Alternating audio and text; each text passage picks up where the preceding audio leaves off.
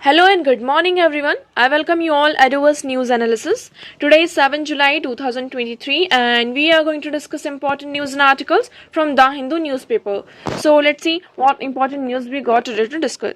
Before starting the video, for PDF join Telegram channel Eduverse News Analysis. Link आपको description box में provided है. Make sure video को last तक देखें so that सारी important news आपकी यहाँ पर कवर हो. तो चलिए स्टार्ट करते हैं और देखते हैं आज हमें क्या क्या डिस्कस करना है. Now first article is freedom of expression being misused in Canada bye anti India elements MEA. हमारी मिनिस्ट्री ऑफ एक्सटर्नल अफेयर्स की तरफ से ये आया है. उन्होंने ये कहा कि कनाडा में क्या हो रहा है, जो फ्रीडम ऑफ एक्सप्रेशन है उसका बहुत ज़्यादा यूज़ किया जा रहा है. किसके अगेंस्ट में? इंडिया के अगेंस्ट में. जो एंटी इंडिया एलिमेंट्स है उनको यहाँ पर बढ़ावा देने के लिए.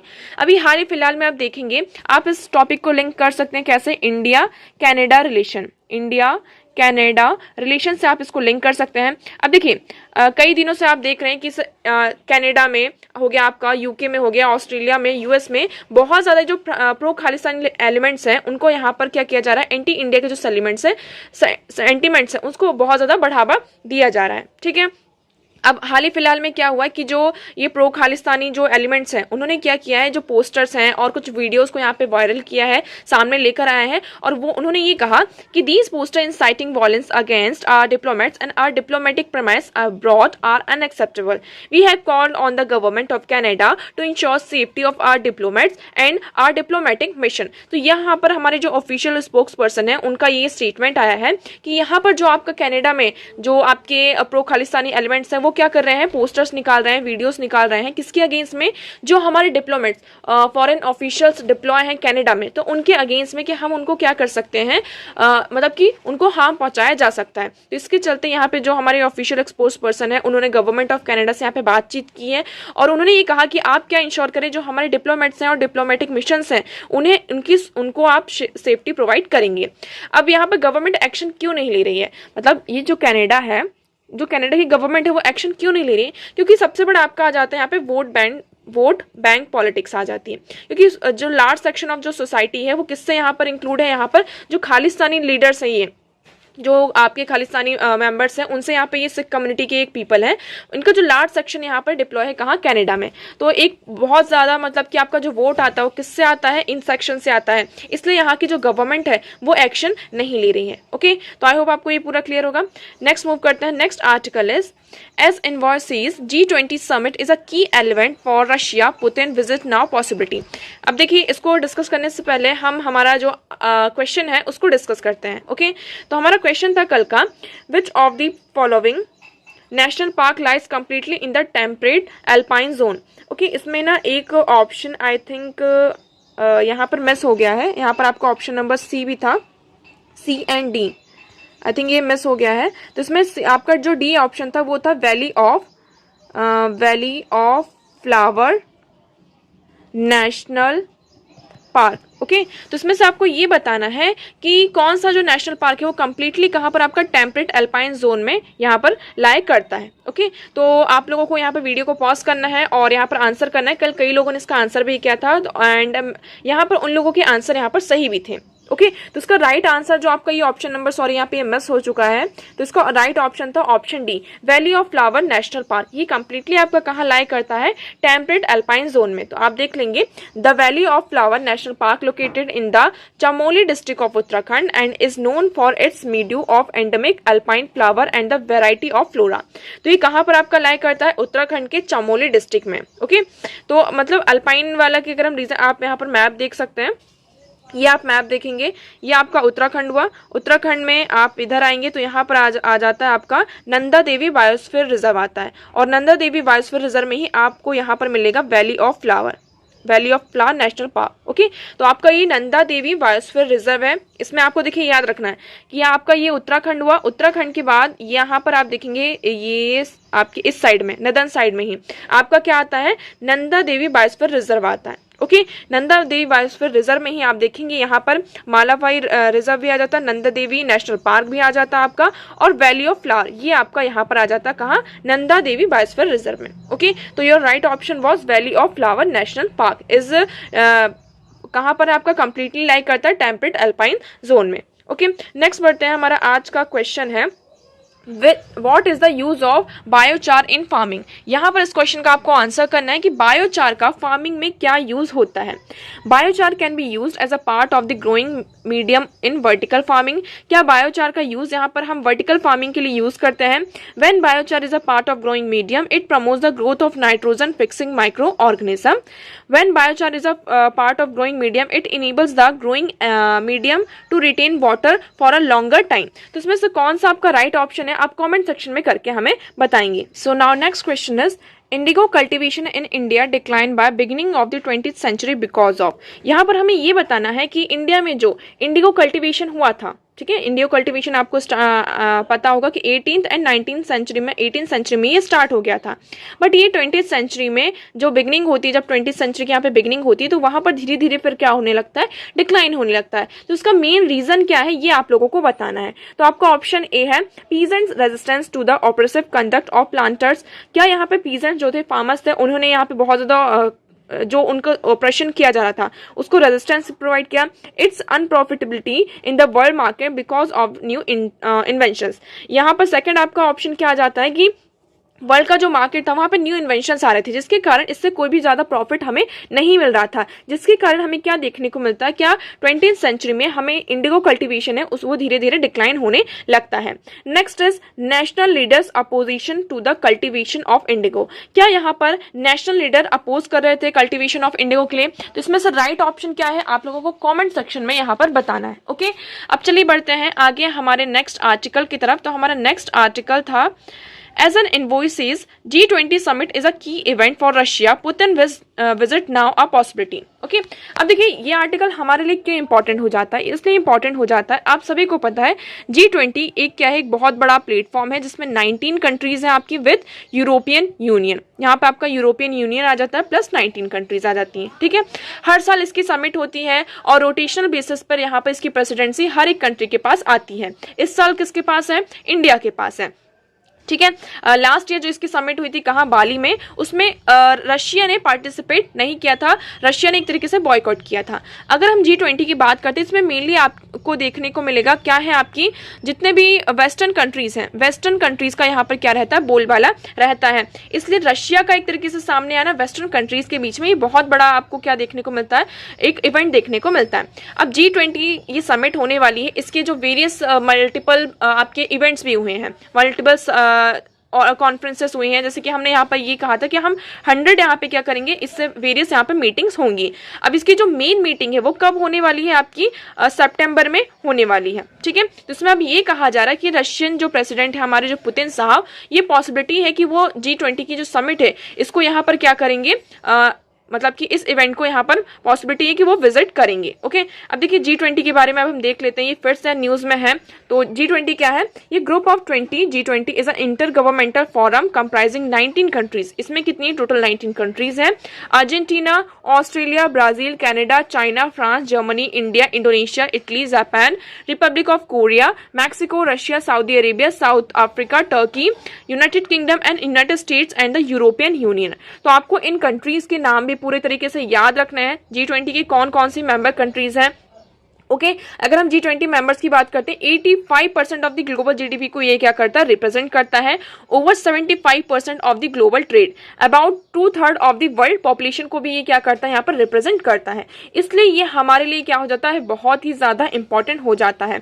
इस समिट, इसको हम एनुअली समिट को ऑर्गेनाइज करते हैं और इसकी जो लीडरशिप होती है वो रोटेशन बेसिस पर होती है ना, कि हर जैसे कि इस साल इंडिया का आ गया, नेक्स्ट ईयर किसी और कंट्री का आ जाएगा। ओके, G20 का वर्क कैसा होता है हम देखते हैं। तो G20 presidency steer the G20 agenda for 1 year and host the summit. यहाँ पर हम एक साल का पूरा एजेंडा प्रिपेयर करते हैं कि हमें किन किन चीजों पर मेनली फोकस करना है। G20 consist of 2 parallel track, the finance track and the sherpa track. Finance minister and central bank governors lead the finance track and sherpa track the sherpa track. तो यहाँ पर ये आपकी 2 ट्रैक्स पर होती है, एक फाइनेंस ट्रैक होता है आपका और दूसरा होता है शार्पा ट्रैक होता है, ठीक है। अब इसमें इस साल जो हमारा मेन इंडिया किस पर मेनली फोकस किया जा रहा है, यहाँ पर फूड सिक्योरिटी। आपका सबसे बड़ा जो इशू आ रहा है इस टाइम पर क्या आ रहा है, फूड सिक्योरिटी। सेकंड यहाँ पर आ रहा है क्या, क्लाइमेट चेंज। तो इंडिया किस पर फोकस करना चाहता है? इन सारे इश्यूज पर फोकस करना चाहता है। बट आप सभी को पता है जब से रशिया यूक्रेन वॉर चला, जितनी भी हमारी समिट हो रही है, तो एट द एंड आके वो कहाँ पर खत्म होती है? रशिया और यूक्रेन के वॉर पर खत्म हो जाती हैं कि हमें इसे क्या करना है, जल्द से जल्द रशिया को कंडेम करना है। और यहाँ पर नेक्स्ट आ जाता है आपका चाइना, कि चाइना को भी हमें क्या करना है? कंडेम करना है। उसकी जो प्रेजेंस है बहुत ज्यादा यहाँ पर क्या हो रही है? ग्रो हो रही है। ओके, तो आई होप आपको यहाँ पर ये क्लियर होगा। नेक्स्ट मूव करते हैं। नाउ नेक्स्ट आर्टिकल इज, आप यहाँ पर देखेंगे हमारा नेक्स्ट आर्टिकल है, हाँ, India needs a uniform civil code. अब आप सभी को पता है सबसे आज के टाइम पे जो आपका हॉट टॉपिक है इस टाइम पर क्या है? Uniform civil code. Uniform civil code को इम्प्लीमेंट करने की बात की जा रही है। यूनिफॉर्म सिविल कोड की बात करते हैं तो आपका डीपीएसपी में आर्टिकल जो 44 है वो किसको बताता है? यूनिफॉर्म सिविल कोड को बात करता है। पहले हम बात करते हैं जब हमारा कॉन्स्टिट्यूशन यहाँ पर नहीं बना था तो आपका जो इंडिया है यहाँ पे वेरियस टाइप के आप देख सकते हैं कि कम्युनिटी के लोग रहते हैं, ट्राइबल पीपल रहते हैं, अलग अलग रिलीजन और ग्रुप के लोग यहाँ पर रहते हैं। ठीक है, तो वो क्या करते थे? उनका शादी कैसे होनी है, डाइवोर्स कैसे होना है, इनहेरिटेंस जो उनका एडॉप्शन का जो प्रोसेस है, इनहेरिटेंस जो प्रॉपर्टी है उनकी कैसे किसको यहाँ पर देनी है, तो उसके लिए उनके पर्सनल लॉज होते थे, है ना। वो अपने तरीके से यहाँ पर लॉज बनाते थे और उसी के बेसिस पर यहाँ पर जो शादी वगैरह, शादी हो गया आपका, डाइवोर्स हो गया, एडॉप्शन की सारी चीजों को यहाँ पर रेगुलेट किया जाता था। ठीक है, ये कब था आपका? जब आपका कॉन्स्टिट्यूशन यहाँ पर नहीं आया था। जब यहाँ पर कॉन्स्टिट्यूशन नहीं आया था उससे पहले ये सारी चीजें होती थी। अब तो आपका कॉन्स्टिट्यूशन आ गया। ठीक है, कॉन्स्टिट्यूशन में हमने फिर क्या लेकर आए? यूनिफॉर्म सिविल कोड को लेकर आया गया। यूनिफॉर्म सिविल कोड को डीपीएसपी में रखा गया क्योंकि ये नॉन इन्फोर्सिएबल होते हैं। अगर इसके कोई भी जो प्रोविजंस है अगर आपने इंप्लीमेंट नहीं किया है तो आप यहाँ पर कोर्ट में नहीं जा सकते हैं। ठीक है, ये स्टेट के ऊपर यहाँ पर क्या है? रिलायबल है कि हाँ, स्टेट इसको क्या कर सकते हैं, अगर सिचुएशन सही होती तो उसको इंप्लीमेंट किया जा सकता है। अगर सिचुएशन सही नहीं है, उसके अकॉर्डिंग कोई चीजें नहीं हो रही हैं, तो उसको हम बाद में भी क्या कर सकते हैं? इंप्लीमेंट कर सकते हैं। ठीक है, जैसे कि फंडामेंटल राइट्स क्या है आपके? इनफोर्सिबल। अगर किसी भी फंडामेंटल राइट्स का यहाँ पे वॉल्यूशन होता है तो you can directly go to supreme court under article 32। आपको आर्टिकल 32 क्या प्रोवाइड करता है कि अगर किसी भी फंडामेंटल राइट का आपका वॉल्यूशन होता है तो आप डायरेक्टली कहाँ जा सकते हैं? सुप्रीम कोर्ट में अपील कर सकते हैं। ठीक है, बट अगर यूनिफॉर्म सिविल कोड में ऐसा होता है तो आप ऐसा नहीं कर सकते हैं। ठीक है, इतनी सारी चीजें क्लियर हुई।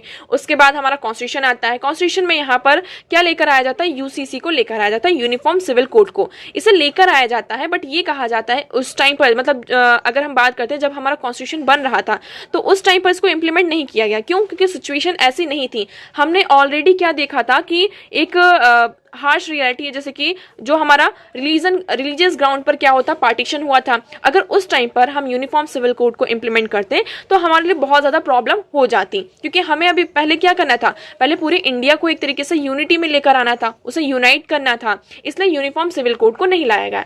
अब यूनिफॉर्म सिविल कोड क्या है आप सभी को पता है। ये यहाँ पर मतलब कि जो आपका मैरिज हो गया, डाइवोर्स हो गया, एडॉप्शन का जो हो गया और इनहेरिटेंस, इन 4 टॉपिक्स पर सेम लॉ लेकर आया जाए। आप किसी भी कास्ट के हों, किसी भी रिलीजन ग्रुप के हों, किसी भी कम्युनिटी से रिलेटेड हों, तो उसके लिए यहाँ पर ये कहा गया कि हम यूनिफॉर्म सिविल कोड लेकर आएंगे जो इन सारे मैटर्स को क्या करेगा? रेगुलेट करेगा। इनके लिए एक ही लॉ यहाँ पर होगा। क्योंकि अभी हाल फिलहाल में क्यों एक्चुअली ये है कि सारे जितने भी आपका मुस्लिम पर्सनल लॉ है, हिंदूज का अलग लॉज है, सिखिज्म का यहाँ पर अलग मैरिज के लिए लॉ है, उनका जो एडॉप्शन की प्रोसेस है वो अलग होती है। ओके, जैन का यहाँ पर अलग है, बुद्धिज्म का अलग है। तो मतलब जितने भी यहाँ पर रिलीजन है सबका अलग अलग यहाँ पर मैरिज का प्रोविजन है, एडॉप्शन का है, डाइवोर्स का है। तो उसको ये कहा गया है कि अब हम क्या बन चुके हैं? एक सेक्युलर कंट्री है और इन सारी चीजों के लिए हमें क्या लेकर आना होगा? सेम लॉ लेकर आना होगा, जिससे हम क्या कर सकें? इनको रेगुलेट कर सकें।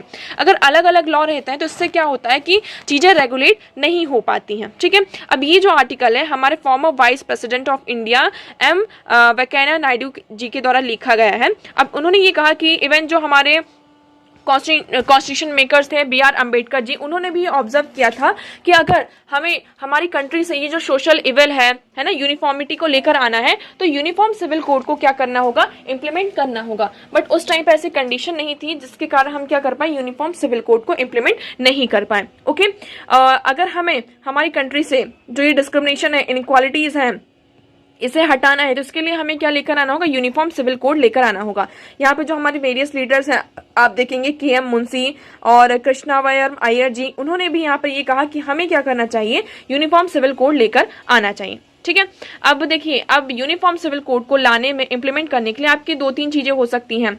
क्या क्या हो सकता है, कुछ लोग इसके आपके फेवर में होंगे और कुछ लोग इसके अगेंस्ट में होंगे। ठीक है, तो इस आर्टिकल में यही डिस्कस किया है कौन कौन लोग यहाँ पे फेवर में हैं। जो लोग फेवर में हैं वो क्या कहते हैं कि अब देखिए यूनिफॉर्म सिविल कोड की अगर हम बात करते हैं तो अब हमारे इंडिया में क्या आ चुका है, कॉन्स्टिट्यूशन आ चुका है, और कॉन्स्टिट्यूशन में यूनिफॉर्म सिविल कोड को कॉन्स्टिट्यूशन में यहाँ पे क्या किया गया है, रखा गया है। तो ये जो अपना अधीरेंस है, मतलब कि अब जो लेजिटिमेसी है वो कहाँ से लाती है, हमारे कॉन्स्टिट्यूशन से लाती है। पहली बात तो ये हो गया। दूसरी हम बात करते हैं, हम एक सेक्युलर कंट्री है, यहाँ पर कंट्री को एक डेमोक्रेटिक कंट्री है, अगर हमें यूनिफॉर्मिटी लानी, क्योंकि हमारी कंट्री में क्या है, अगर हमें यूनिफॉर्मिटी लेकर आनी है, एक हम डाइवर्स कंट्री है, इसलिए हमें क्या करना चाहिए, सिविल कोड लेकर आना चाहिए। ओके, नेक्स्ट इसमें क्या कहा जा रहा है कि हमारे जो फंडामेंटल राइट्स हैं, कि हमें क्या है, हमारे जो फंडामेंटल राइट्स हैं वो भी हैं, इसलिए हमें क्या लेकर आना चाहिए, यूनिफॉर्म सिविल कोड लेकर आना चाहिए। सबसे बड़ा जो आपका इशू आ जाता है, विमेंस का इशू आ जाता है। विमेंस को सबसे ज्यादा यहाँ पे प्रॉब्लम फेस करनी पड़ती है, इसलिए जेंडर जस्टिस को इंश्योर करने के लिए हमें क्या करना चाहिए, यूनिफॉर्म सिविल कोड को लेकर आना चाहिए। तो ये लोग फेवर में थे, मतलब कि जो लोग फेवर में हैं वो लोग ये बातें करते हैं। नेक्स्ट हम बात करते हैं जो लोग इसके अगेंस्ट में है। अगेंस्ट में यहाँ पर है वो ये कहते हैं कि ये एक्चुअली क्या कर रहा है, आपका जो फंडामेंटल राइट है, फंडामेंटल राइट जो आपका आर्टिकल 25 है, जिसमें आप कहते हैं कि हमारे पास ये फंडामेंटल राइट है कि आप बिना किसी हर्डल के आपका जो रिलीजन है उसको यहाँ पे प्रैक्टिस एंड प्रोफेस कर सकते हैं। तो ये उसको क्या करेगा, वॉलेट करेगा। सेकंड, यहाँ पर जो यूनिफॉर्मिटी, हम एक डाइवर्स कंट्री है, अगर आप यूनिफॉर्म सिविल कोड लेकर आते हैं तो ये यूनिफॉर्मिटी को क्या करेगा, वॉलेट करेगा, है ना। नेक्स्ट इसमें ये कहा जा रहा है कि जो अगर हम यूसीसी लेकर आते हैं, यूनिफॉर्म सिविल कोड को लेकर आते हैं, तो जो ट्राइबल कस्टम्स हैं, रिचुअल्स हैं, ये धीरे धीरे क्या होने लगेंगे, डिमिनिश होने लगेंगे। तो ये आर्ग्यूमेंट्स दिए जा रहे हैं जो लोग इसके अगेंस्ट में हैं। ठीक है, इवन आप देखेंगे कई बार जो बहुत सारे केसेस में आप देखिए, शाहबानो जब केस हुआ था उसमें भी सुप्रीम कोर्ट ने ये कहा था कि हमें क्या करना है, यूनिफॉर्म सिविल कोड को अब इम्प्लीमेंट कर देना चाहिए। तो आप देख सकते हैं यूनिफॉर्म सिविल कोड के बारे में इस आर्टिकल में तो बस मेनली यही डिस्कस किया गया है। तो आप यहाँ पर देखेंगे यूनिफॉर्म सिविल को कि finally I would like to urge my fellow citizens, leaders और religious group and political parties to rise above all differences and support implementation of the UCC. They should contribute to making it an instrument of social reform, legislative framework fully aligned with principle of justice and equity underscored by the constitution. Okay, तो यहाँ पर ये कहा जा रहा है कि तरीके से कि ये क्या होगा, आपका लीगल प्रोटेक्शन प्रोवाइड करेगा against discrimination, progressive piece of legislation and guarantee equal human rights. ये आपको क्या करेगा, एक लीगल प्रोटेक्शन की तरह, मतलब कि आपका जब यूनिफॉर्म सिविल कोड आ जाएगा तो जो प्रिंसिपल ऑफ हमारा जस्टिस है, जेंडर इक्वालिटी है, सेक्युलरिज्म है, ये सारा क्या होगा, आपका फाउंडेशन होगा यूनिफॉर्म सिविल कोड का। इसलिए ये अपील की जा रही है उनके द्वारा कि आप क्या करिए, इसको यहाँ पर सपोर्ट करिए। ओके, तो आप देख सकते हैं यूनिफॉर्म सिविल कोड के बारे में, ये क्या है आपका आर्टिकल 44 में आता है, it lays down the state shall endeavour to secure UCC for citizens throughout the territory of India. Arguments हमने देख लिए, ये यूनिफॉर्मिटी इन केसेस में क्या लेकर आएगा, यूनिफॉर्मिटी लेकर आएगा, जेंडर जस्टिस को ये इंश्योर करेगा, सेक्युलरिज्म को यहाँ पर की जो एक कॉमन लॉ है सारे सिटीजन्स के लिए, जितने भी डिफरेंसेस हैं बट स्टिल हमारे लिए क्या है, कॉमन लॉ है, तो ये क्या करेगा, सेक्युलरिज्म को और ज्यादा बढ़ावा देगा। वेरियस कम्युनिटीज इन इंडिया यहाँ पर हैं, जो हम देखते हैं कि क्या क्या यहाँ पर आपके सेक्युलरिज्म से रिलेटेड जो इसके आर्ग्यूमेंट है अगेंस्ट में, तो ये क्या कह रहा है कि हमने अभी बात कर ली कि प्लूरलिटी जो है उसको ये कोडिफाई करने की बात की जा रही है क्रिमिनल्स और सिविल्स लॉ की। यहाँ पे जो कॉन्स्टिट्यूशनल लॉ एक्सपर्ट्स हैं उन्होंने एग्जाम्पल दिया कि personal laws are placed in concurrent list, power of legislate being given to parliament and state assemblies। तो यहाँ पर ये क्या करेगा, टोटल जो यूनिफॉर्मिटी को इंटेंट नहीं करेगा। ठीक है, तो आई होप आपको ये क्लियर होगा। नेक्स्ट बढ़ते हैं, next article is internationalising the rupees without the coin tossing. अब यहाँ पर बात की जा रही है कि हम रुपीज को क्या इंटरनेशनलाइज नहीं कर सकते हैं, जैसे कि आपका डॉलर यहाँ पे इंटरनेशनलाइज है ना, डॉलराइजेशन कितना ज्यादा चल रहा है, तो क्या इंडिया का जो रुपी है उसको हम इंटरनेशनलाइज नहीं कर सकते। अभी ये इशू आता कैसे, मतलब कि अब ये न्यूज, ये आर्टिकल आया कैसे, इससे पहले यहाँ पे जो हमारी रशिया के साथ डील हो रही थी उसमें ही बातचीत की जा रही थी कि हम जो डील है ना, इसमें जो हम फाइनेंस का आपका जो लेन देन होगा आपका वो किस में होगा, रुपीज में होगा। ठीक है, बट यहाँ पर किससे हो रहा है, युआन में हो रहा है। आपका युआन क्या है, आपकी चाइनीज करेंसी है, इसलिए यहाँ पे थोड़ा ये आर्टिकल आपका सामने आया है। अब इसमें बात की जा रही है कि क्या हम रुपीस को इंटरनेशनलाइज नहीं कर सकते। अगर हम इंटरनेशनलाइजेशन की बात करते हैं 1950s की बात करेंगे तो हमारे मतलब कि यूएई के साथ हमारे जो ऑलमोस्ट जितने भी लीगल टेंडर्स होते थे कुवैत बहरीन कुवैत के साथ गल्फ मोनार्कीज के साथ वो सारे यहाँ पे रुपीस में ही होते थे। ठीक है, उसके बाद हम 1959 में देखते हैं जो सेंट्रल बैंक ऑफ आपकी जो रिजर्व बैंक ऑफ इंडिया है उन्होंने अमेंडमेंट किया और उसके बाद हमारा जो मतलब कि एक तरीके से जो ट्रेड वगैरह होने लगा वो किस में होने लगा, गोल्ड में होने लगा, है ना, हम यहाँ पे गोल्ड में करने लगे। अब इसमें बात ये कहा जा रहा है कि डॉलर इतना ज्यादा बढ़ा क्या, पहले हम डॉलर की बात करते हैं। डॉलर इतना ज्यादा यहाँ पर आगे क्यों आया, इतना ज्यादा लोग सब लोग अपने फॉरेन आपका जो उनका जो फॉरेक्स रिजर्व है उसमें डॉलर क्यों रखते हैं। इससे पहले क्या होता था कि हम क्या करते थे, गोल्ड में ट्रेड करते थे, है ना, गोल्ड में ट्रेड करते थे। जैसे कि हम किसी भी कंट्री के साथ ट्रेड कर रहे हैं तो हमने उसमें गोल्ड के साथ हमारा एक्सचेंज होता था कि हम गोल्ड में करेंगे, बट उसकी भी एक लिमिट है। ठीक है, तो हमने गोल्ड को किसके एक्सचेंज किया, उसकी जो वैल्यू है उसको डॉलर के साथ यहाँ पे नाप तोल एक तरीके से की। ठीक है, अब सारी कंट्रीज ने यहाँ पे हमने गोल्ड को एक तरीके से हमने कहा कि अगर 1 किलो जो गोल्ड है आपका कितने डॉलर के बराबर है, एक डॉलर के यहाँ पे बराबर है। ठीक है, हमने इतना ये कर दिया, चाहे आप 1 किलो सोना दे दीजिए, गोल्ड दे दीजिए या फिर $1 दे दीजिए, वो इक्वल चीजें होंगी। तो इस तरीके से सारी कंट्रीज फिर क्या करने लगे, डॉलर को रिजर्व करने लगे। अब धीरे धीरे क्या होने लगा, जितनी भी सारी कंट्रीज मतलब वर्ल्ड में जितने भी कंट्रीज हैं वो डॉलर को यहाँ पे रिजर्व करने लगे और अपने फॉरेक्स रिजर्व में उसको रखने लगे। इससे क्या होने लगा, धीरे धीरे आपका डॉलराइजेशन होने लगा। ठीक है, ये सारी चीजें क्लियर हो कैसे यहाँ पे डॉलराइजेशन होता है। तो इसका सबसे ज्यादा फायदा किसको हुआ, यहाँ पर यूएस को हुआ, क्योंकि यूएस किसकी मतलब कि डॉलर किसकी करेंसी है, यूएस की करेंसी है। तो यहाँ पर फायदा किसका हुआ, यूएस को हुआ। अब यहाँ पर ये कहा जा रहा है कि अगर आपको रुपीस को इंटरनेशनलाइज करना है तो सबसे पहले यहाँ पर क्या करना होगा। अगर आज के टाइम पर आप देखते हैं कि एक तरीके से सबसे पहले तो उस पर क्या होना चाहिए, ट्रस्ट होना चाहिए। रुपीज में कोई भी मतलब आपकी करेंसी है उसमें यहाँ पर ट्रस्ट होना चाहिए। और एट प्रेजेंट टाइम में अगर आप देखेंगे तो डॉलर के बाद यहाँ पर जो आपकी चाइनीज करेंसी है उस पर लोगों का यहाँ पर ट्रस्ट बढ़ता हुआ नजर आ रहा है। ठीक है, इंडियन करेंसी में क्यों नहीं आ रहा, तो सबसे पहले हम बात करते हैं कि पहले तो यहाँ पर हमने क्या किया, 1960s में हमने जो हमारी रुपीस की वैल्यू थी उसको डिवैल्यूएट किया। उसके बाद हम 2023 में आप देखेंगे हमने 2000 की जो करेंसी है उसको फिर क्या किया, जो आपकी 2000 की करेंसी है उसको विड्रॉ किया। उसके बाद हमने 2016 में आपने देखा था डीमोनेटाइजेशन किया, जिसके कारण आप देख रहे थे हमारे कुछ कंट्रीज के साथ जो ट्रेड होता था डॉलर में ही होता, जैसे भूटान के साथ, नेपाल के साथ जो ट्रेड हमारा होता था वो रुपीस में होता था, सॉरी डॉलर नहीं रुपीस में होता था। अब बट इस तरीके की जो सिचुएशन आने लगी तो थोड़ा जो ट्रस्ट होने लगा करेंसी के ऊपर से वो यहाँ पर डमिनिश होने लगा। इसलिए यहाँ पर सबसे पहले हमें क्या करना होगा, एक ट्रस्ट बनाना होगा। अब सबसे पहले अगर किसी भी कंट्री को यहाँ पे कंसिडर करना है हमें तो उसके लिए क्या करना चाहिए, कोई भी करेंसी है वो पहले फुली कन्वर्टेबल होनी चाहिए, जो कि आपकी अगर हम बात करते हैं किसकी, रुपीस की, रुपीस क्या है फुली अकाउंट, उसकी जो कन्वर्टेबिलिटी है वो पूरी तरीके से नहीं है। ओके, यहाँ पर आपका जो ट्रेड होना चाहिए वो उस कंट्री में मतलब कि उस करेंसी में बहुत ज्यादा तरीके से होना चाहिए। आपका जो इंपोर्ट है एक्सपोर्ट है पूरा यहाँ पर होना चाहिए। ठीक है, तो यहाँ पर 2-3 चीजों की यहाँ पे बात की गई। अब इसमें ये कहा जा रहा है कि हम किस तरीके से हमें क्या करना होगा, रिफॉर्म करना होगा, जिससे हम क्या कर सकते हैं, जो हमारी करेंसी है रुपी है उसको यहाँ पे इंटरनेशनलाइज किया जा सकता है। ठीक है, अगर आज के टाइम पर देखेंगे तो हमारा जो फॉरेन एक्सचेंज मार्केट में देखते हैं तो सिर्फ 1.6% ही करेंसी क्या है, मतलब कि आपकी जो रुपीस है पूरे मार्केट में है। तो आप देख सकते हैं कितना कम यहाँ पर शेयर हमारा रुपीस का है। तो इसलिए हमें हमारा जो शेयर है उसको भी क्या करना होगा, इंक्रीज करना होगा। तो इसमें कुछ पॉइंट्स दिए गए हैं, आप इनको नोट डाउन भी कर सकते हैं। क्या क्या पॉइंट्स हैं, पहले हमें क्या करना होगा, हमारी जो करेंसी है तो it must be made more freely convertible with goal of full convertibility by 2060। तो यहाँ पर हमें क्या करना होगा, सबसे पहले हमारी जो करेंसी है उसको फुली यहाँ पे कन्वर्टेबल बनाना होगा। ओके, नेक्स्ट इसमें ये कहा जा रहा है कि हमें क्या करना होगा, additionally RBI should pursue a deeper and more liquid rupee bond market. यहाँ पर हमें हमारा जो डीपर और मोर लिक्विड रुपी बॉन्ड मार्केट को इनेबल करना होगा। जो हमारे फॉरेन इन्वेस्टर्स हैं, इंडियन ट्रेड पार्टनर्स हैं, उनको जो रुपीज में इन्वेस्टमेंट्स है उसके और ज्यादा यहाँ पर ऑप्शन यहाँ पे यूज कराने होंगे। नेक्स्ट इसमें ये कहा जा रहा है कि हमारा जो एक्सपोर्ट है और इम्पोर्ट, सिर्फ एक्सपोर्ट ही नहीं, अगर आप इम्पोर्ट भी कर रहे हैं एक्सपोर्ट भी कर रहे हैं उसको इंकरेज करना चाहिए कि उसका जो ट्रांजैक्शन हो वो किस में हो, रुपीज में हो। जिससे हम क्या कर सकते हैं, एक तरीके से रुपीस के यहाँ पे क्या होगा, वैल्यू यहाँ पर बढ़ेगी।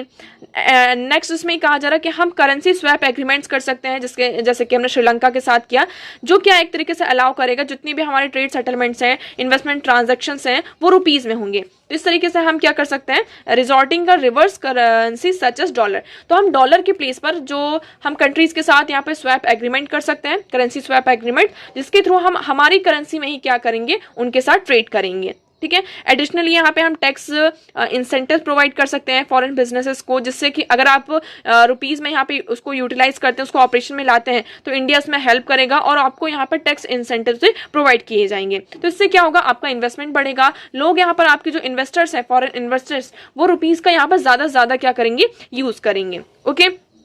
अब देखिए जो चाइनीज करेंसी है इस टाइम पे उसका बोलबाला इतना ज्यादा क्यों, क्योंकि उसने चाइना ने 2009 में बहुत ज्यादा यहाँ पे करेंसी स्वैप एग्रीमेंट किए थे, जैसे कि ब्राजील के साथ, यूनाइटेड किंगडम के साथ, उज्बेकिस्तान के साथ, थाईलैंड के साथ, जिसके कारण उनका जो एक तरीके से मार्केट में जो युआन है उसकी यहाँ पे बहुत ज्यादा यहाँ पे डिमांड हो जाती है, और लोग अब इसका एक तरीके से जो सेकंड ट्रस्ट आप देखेंगे वो किस पर जा रहा है, आपका चाइनीज करेंसी पे जा रहा है। ठीक है। तो इसमें यही कहा जा रहा है कि हमें इन सारी बातों पर क्या करना होगा, फोकस करना होगा, रुपीज को और ज्यादा उसकी जो लिक्विडिटी है उसको इनहेंस करना होगा, तभी हम क्या कर सकते हैं, जो रुपीज है उसको इंटरनेशनलाइज किया जा सकता है। ओके। तो आई होप ये आर्टिकल आपको यहाँ पर क्लियर होगा। नेक्स्ट मूव करते हैं। नाउ नेक्स्ट आर्टिकल इज, आपका नेक्स्ट आर्टिकल है अंडरस्टैंडिंग डार्क पैटर्न्स। यहाँ पे डार्क पैटर्न्स को हमें समझना है। डार्क पैटर्न्स क्या होते हैं, सबसे पहले हम इसको समझते हैं। तो देखिए इसमें इस आर्टिकल में मेनली कुछ भी नहीं कहा गया, डार्क पैटर्न्स एक तरीके से बस को समझाया गया है कि dark pattern is a user interface that has been crafted to trick or manipulate users into making choices that are detrimental to their interest। यहाँ पे डार्क पैटर्न्स, अगर आप कोई भी वेबसाइट खोलते हैं, आपने कोई भी वेबसाइट ओपन की, उसमें आपके पास एक फिर कुछ ही सेकंड्स बाद आपके पास एक पॉपअप मैसेज आता है, पॉपअप मैसेज आता है जिसमें आपको कहते हैं कि ये इसमें आपके जो सारी चीजें हैं, अगर आप इसको एक्सेप्ट करते हैं या फिर आपको इसको डिक्लाइन करना होता है। तो मेनली हम क्या कर देते हैं, उसको जल्दी जल्दी में एक्सेप्ट कर लेते हैं। बहुत सारे आपने देखे होंगे कुकीज वगैरह भी होते हैं, तो उनको हम क्या कर लिया जाता है, एक्सेप्ट कर लिया जाता है। जिससे क्या होता है, वो यहाँ पे जो कंपनीज होती हैं, जो वेबसाइट के यहाँ पे जो वो होते हैं, वो लोग क्या करते हैं, डेटा को यहाँ पे चोरी करते हैं। एक तरीके से ये होता है। तो देखिए dark pattern encompass various manipulative practices such as drip pricing, disguised advertising, bait and click, choice manipulation, false urgency and privacy concerns. तो यहाँ पे फॉल्स अर्जेंसी को दिखाकर, यहाँ पे एडवर्टाइजिंग को दिखाकर, प्राइसिंग को यहाँ पे पहले कम बताते हैं, और जब आप जैसे कि फॉर एग्जांपल आप कुछ शॉपिंग कर रहे हैं, आपने शॉपिंग करी, वहां पर आपको क्या दिखाएगा यहाँ पर कि इसका प्राइस इतना है, बट आपने जब उस आइटम को यहाँ पे अपने कार्ट में ऐड किया,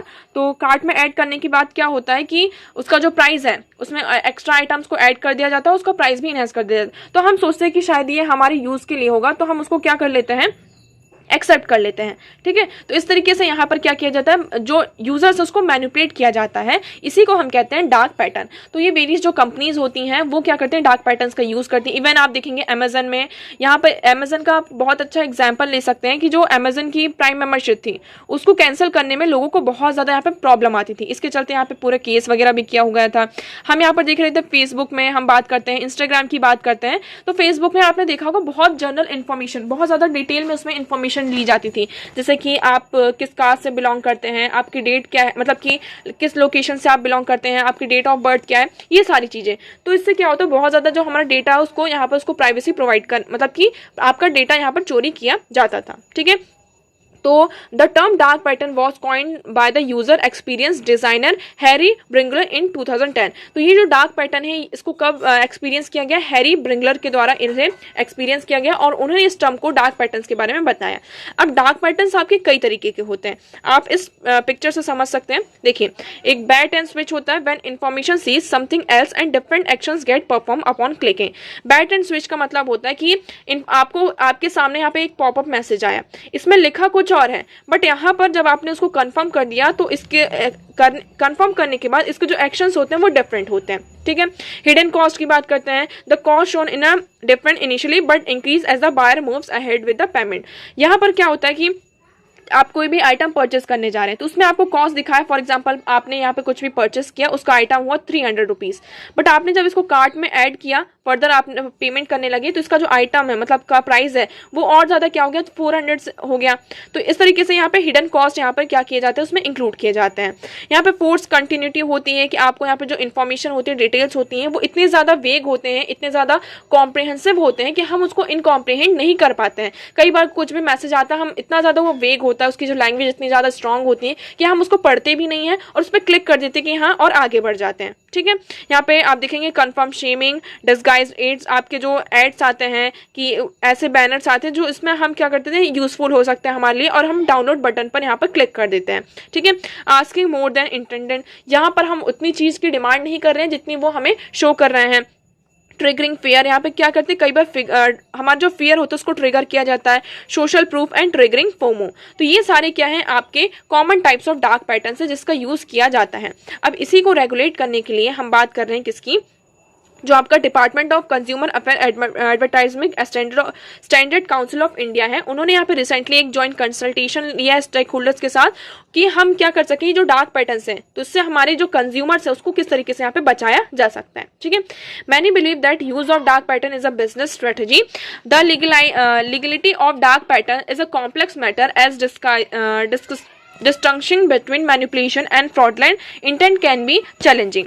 On June 30, 2023, as per information by the PIB, major Indian online marketplace receive a letter. अब यहाँ पर इसको डील करने के लिए क्या हुआ है कि 30 जून 2023 से आप देखेंगे यहाँ पर पीआईबी के द्वारा जितने भी आपके इंडियन ऑनलाइन मार्केट प्लेसेस हैं उनको लेटर प्रोवाइड किया जाएगा। किसके थ्रू, यहाँ पर department of consumer affair warning them against engaging in unfair trade practices by implementing dark patterns. तो उनको नोटिस प्रोवाइड किया जाएगा कि अगर आप डार्क पैटर्न्स का इस तरीके से यूज करते हैं तो उनके अगेंस्ट में कंज्यूमर की चॉइस को अगर आप इन्फ्लुएंस करते हैं तो उसके अगेंस्ट में आपके अगेंस्ट में क्या किया जाएगा, एक्शन लिया जाएगा। ओके, तो आई होप आपको कि ये क्लियर होगा यहाँ पर। अब देखिए यहाँ पर हम आपका एक कंज्यूमर एक्ट आता है, उसके बारे में हम डिस्कस कर लेते हैं।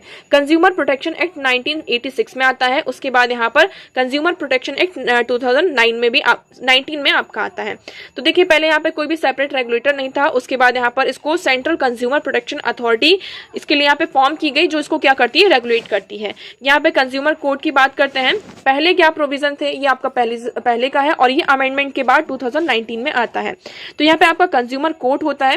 Complaint could be filed in consumer court when where a sellers defender office is located. तो यहाँ पे कंज्यूमर क्या कर सकते थे, कंज्यूमर कोर्ट में अपनी कंप्लेंट को फाइल कर सकते थे। ओके, अब complaint can be filed in a consumer court where a complaint decide of work. तो इससे पहले क्या होता था, जहां पर आपका कंज्यूमर कोर्ट होता था वहीं पर जाकर आपको क्या करना था, कंप्लेंट फाइल करनी पड़ती थी। बट अब क्या हो गया है कि आप कंप्लेंट फाइल कर सकते हैं कंज्यूमर कोर्ट में जहां पर आप रह रहे हैं। जैसे कि आप किसी पर्टिकुलर प्लेस में यहाँ पे वर्क कर रहे हैं, यहाँ पर काम कर रहे हैं और आपको यहाँ पे फाइल करनी है कंप्लेंट, तो आप यहीं पर रहकर भी कर सकते हैं। पहले क्या था कि आपको उस ऑफिस में जाकर फिर फाइल करनी होती थी।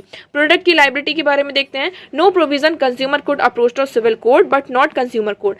यहाँ पर कोई भी प्रोविजन नहीं था, आप यहाँ पर सिविल कोर्ट में जा सकते थे, ना कि कंज्यूमर कोर्ट में। अब क्या हो गया है, आप कंज्यूमर कोर्ट को भी यहाँ पर सीक कर सकते हैं और उसके लिए आपको यहाँ पे जो पेंशन है सारी चीजों यहाँ पे प्रोवाइड की जाएगी। ठीक है, ई कॉमर्स की बात करते हैं, इसमें कोई प्रोविजन नहीं था ई कॉमर्स से रिलेटेड। अब यहाँ पर जो direct selling price extended e commerce है उसको डायरेक्टली यहाँ पे इंक्लूड किया गया। ओके, तो आपको यहाँ पे जो कंज्यूमर प्रोटेक्शन एक्ट 1986 है उससे रिलेटेड सारी चीजें यहाँ पर क्लियर होंगी। नाउ नेक्स्ट मूव करते हैं। Next article is what are the provisions of the high sea treaty.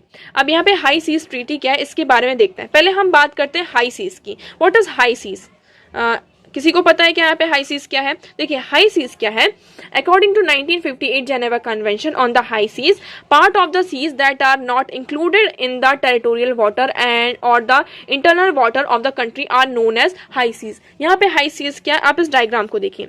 यहाँ पर इतना क्या है, नेशनल एयर स्पेस होता है, ये आपका टेरिटोरियल सीज को माना जाता है कि मतलब यहाँ तक, जैसे कि फॉर एग्जाम्पल ये कंट्री है कोई भी, तो इसका यहाँ पर 12 नॉटिकल माइल्स तक आप क्या कर सकते हैं, ये आपका टेरिटोरियल वाटर होता है। उसके बाद आपका स्टार्ट होता है क्या, 12 नॉटिकल माइल्स के बाद से आपका एक्सक्लूसिव इकोनॉमिक जोन यहाँ पर स्टार्ट होता है 200 नॉटिकल माइल्स तक, है ना। इसके बाद से यहाँ से आप देखेंगे तो 200 नॉटिकल माइल्स तक आपका क्या होता है, एक्सक्लूसिव इकोनॉमिक जोन होता है, उसके बाद से जो एरिया स्टार्ट होता है, उसके बाद का जो पार्ट होता है उसको हम कहते हैं हाई सी। यहाँ पर किसी भी कंट्री की मतलब कोई भी रेगुलेशन नहीं होता, किसी भी तरह की कोई चीज़ें नहीं होती, तो इसको रेगुलेट करने के लिए यहाँ पर इसको लेकर आएगा कि हमें क्या, यहाँ पे बहुत ज़्यादा जो बायोडाइवर्सिटी है, आपकी मराइन इकोसिस्टम है, उसको हमें प्रिजर्व करना है। तो उसके लिए यहाँ पर हम क्या लेकर आए हैं, एक ट्रीटी लेकर आए हैं जिसको हम कहते हैं हाई सीज ट्रीटी। अब हाई सीज ट्रीटी के बारे में देख लेते हैं। इसको हम biodiversity beyond national jurisdiction treaty के नाम से भी जानते हैं। इसको 200 नेशंस ने इसको यहाँ पर क्या क्या इसको डिस्कस किया गया और साइन भी किया गया है।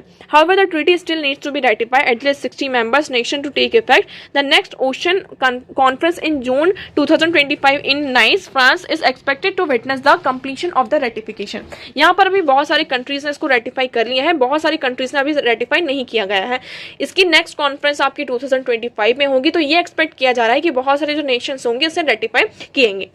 अब इसका जो एम क्या है इस ट्रीटी का, अगर हम एम देखते हैं तो इसका मेन पर्पस ये है, is to prevent species extinction caused by overfishing, oil extraction, deep sea mining and other environmentally impactful activities on the high seas. High seas में यहाँ पे जो oil extraction होता है, आपकी deep sea mining होती है, overfishing होती है, जिसके कारण बहुत सारी जो आपका मैराइन इकोसिस्टम है, स्पीशीज है, वो क्या हो रही है, एक्सटेंड हो रही है। तो उन्हें हमें क्या करना है, प्रिवेंट करना है। इसके फीचर्स क्या क्या हैं, हम फीचर्स की बात करते हैं। It establishes marine protected areas. यहाँ पर हमने क्या किया, एक मराइन प्रोटेक्टेड एरिया को यहाँ पर स्टैब्लिश किया है। यहाँ पर हम बहुत ज़्यादा मनी को लगाएंगे जिससे हम क्या कर सकें, इसको कंजर्व कर सकें। ठीक है। Arrangements for sharing marine genetic resources, यहाँ पे अरेंजमेंट किए गए हैं कि हम जो हमारा मैराइन जेनेटिक रिसोर्सेज है उसको हम कैसे शेयर करेंगे। Biological matters from plants and animals in the ocean. Requirement for environmental assessment, deep sea activities like mining को यहाँ पे क्या क्या आपकी रिक्वायरमेंट्स है उसको यहाँ पे सारी चीज़ों को इंक्लूड किया गया है। Okay, a new group called Conference of Parties will oversee and enforce compliances with the treaty terms. यहाँ पर आपकी एक न्यू ग्रुप है Conference of Parties, COP है ना, COP जिसको कहते हैं, वो क्या करेंगे, जो ट्रीटीज के टर्म्स हैं उनको ओवरसी करेंगे और इन्फोर्स करने में हमारी हेल्प करेंगे। ओके, तो ये ट्रीटी के बारे में आपको आई थिंक सारी चीज़ें अब क्लियर होंगी। नेक्स्ट मूव करते हैं। Next article is Chandrayaan 3 launch on July 14, lunar landing on August 23 and 24। अब यहाँ पर हमने कल ही बात की थी इसके बारे में कि हमारा चंद्रयान 3 यहाँ पे जुलाई मतलब लॉन्च होने वाला है। तो इसकी डेट आ चुकी है, यहाँ पे डेट को अनाउंस कर दिया गया कि जुलाई 14 जुलाई को इसे लॉन्च किया जाएगा। और हम ये एक्सपेक्ट कर रहे हैं कि लूनार लैंडिंग यहाँ पर कब होगी, 23 एंड 24 अगस्त तक हो जाएगी। इससे पहले आपका चंद्रयान 1 एंड चंद्रयान 2 दो मिशन हो चुके हैं। चंद्रयान जो आपका 2 था वो पूरा सक्सेसफुल नहीं हुआ था। हमारे यहाँ पर जो मून पर जो लैंडिंग होनी थी वो यहाँ पर नहीं हो पाती है। अब हम ये एक्सपेक्ट कर रहे हैं कि हमारा जो चंद्रयान 3 होगा वो सक्सेसफुल होगा, लूनार लैंडिंग यहाँ पर हो जाएगी। तो देखिए, India's much awaited moon mission Chandrayaan 3 will be launched at 2:35 PM on July 14 from Satish Dhawan space centre and the Indian space research organisation, ये अनाउंस किया गया है। ठीक है। On the sideline of the G20 space economy leaders meeting, ISRO chairman S Somnath told press person that if launch took place as scheduled on July 14, the landing on the lunar surface will take in the last week of the August। तो यहाँ पर हम जुलाई में आपके यहाँ पर क्या होगी, लॉन्च किया जाएगा और उसकी जो लैंडिंग होगी वो 23 एंड 24 अगस्त को होगी। ओके, तो आई होप आपको ये क्लियर होगा। अब हम आगे बढ़ते हैं हमारे क्वेश्चन की तरफ। तो हमारा आज का क्वेश्चन था आप देखेंगे, indigo cultivation in India decline by the beginning of the 20th century because of. हमें ये बताना था कि 20th सेंचुरी जब बिगिनिंग होती है उसकी, तो यहाँ पर जो इंडिगो फार्मिंग होती है वो धीरे धीरे डिक्लाइन होने लगती है। इसका मेन रीजन क्या है, तो इसका मेन रीजन आप देखेंगे, हम पढ़ लेते हैं इंडिगो के बारे में। ठीक है, तो इंडिगो कल्टीवेशन क्या था, इंडिगो को हम नील खेती भी, जिसमें जो आप ब्लू डाई बनाते हैं ना, तो ये ब्रिटिश राज के लेटर में आपका जो ब्रिटिश राज पीरियड था उस टाइम पर इसको इंट्रोड्यूस किया जाता है। In the 19th century it was the most profitable commodity traded in European market often called blue gold. इसे यहाँ पर जब आपकी 19th सेंचुरी होती है तो ये बहुत ही ज्यादा प्रॉफिटेबल कम्युनिटी थी जिसको यूरोपियन मार्केट में से ट्रेड किया जाता था। इसे हम ब्लू गोल्ड के नाम से भी जानते थे। ठीक है, there was a significant increase in the indigo cultivation in the 18th and 19th century in Bengal and Bihar due to increasing demand and production। यहाँ पे 18-19 सेंचुरी में इसकी बहुत ज़्यादा डिमांड होती है। कहाँ पर, बंगाल एंड बिहार में इसका, क्योंकि बहुत ज़्यादा प्रोडक्शन और डिमांड बहुत ज़्यादा थी। बट धीरे धीरे क्या होने लगा, यहाँ पर जो फार्मर्स थे, फार्मर्स ने रिवोल्ट किया, उनको बहुत ज़्यादा जो जमींदारी सिस्टम था उसको ऑप्रेस किया गया और इसके कुछ नेगेटिव इम्पैक्ट्स निकले किसके इंडिगो फार्मिंग में, जिसके कारण धीरे धीरे क्या होने लगा, डिक्लाइन होने लगा। Synthetic Indigo was the result of continuous research and development in the western Indigo industry. अब यहाँ पर आपका क्या आने लगा, सिंथेटिक इंडिगो आने लगा। ठीक है, पहले हम कल्टीवेट करते थे, फिर उसको सिंथेसाइज, तो यहाँ पर एक तरीके से न्यू इंसेंटिव्स आने लगे, जिसके कारण हम क्या देखते हैं कि first decade of the 20th century में धीरे धीरे यहाँ पर क्या होने लगता है, डिक्लाइन होने लगता है। तो इसका आपका राइट ऑप्शन क्या होगा, option number B, it's unprofitability in the world market because of new inventions. यहाँ पे न्यू इन्वेंशंस आते हैं जिसके कारण इसका वर्ल्ड मार्केट में इसकी जो डिमांड होती है वो कम होने लगती है और इससे हमें प्रॉफिट भी क्या होता है, कम मिलता है, जिसके कारण यहाँ पर हम क्या देखते हैं, इंडिगो फार्म में धीरे धीरे डिक्लाइन होने लगती है। आई होप आपको यहाँ पर ये क्लियर होगा। अब हमारा फर्स्ट क्वेश्चन क्या था, what is the use of biochar farming. तो आप लोगों को इस क्वेश्चन का आंसर कमेंट सेक्शन में करना है। ठीक है, कमेंट में सब लोग इसका आंसर करेंगे। तो biochar can be use as a part of growing medium in a vertical farming. तो इसमें से कौन सा स्टेटमेंट आपका सही है वो आप कमेंट सेक्शन में यहाँ पर बताएंगे। तो देखिए आज के लिए इतना ही। आई होप आपको सारी चीजें यहाँ पर क्लियर होंगी। अगर आपको किसी भी चीज से रिलेटेड कोई भी डाउट है तो आप कॉमेंट सेक्शन में हमसे पूछ सकते हैं। So that's for all today. Video कैसा लगा कमेंट सेक्शन में जरूर बताइएगा। वीडियो को लाइक करना है, चैनल को सब्सक्राइब करना है। So that's for all today. Thank you so much for discussion.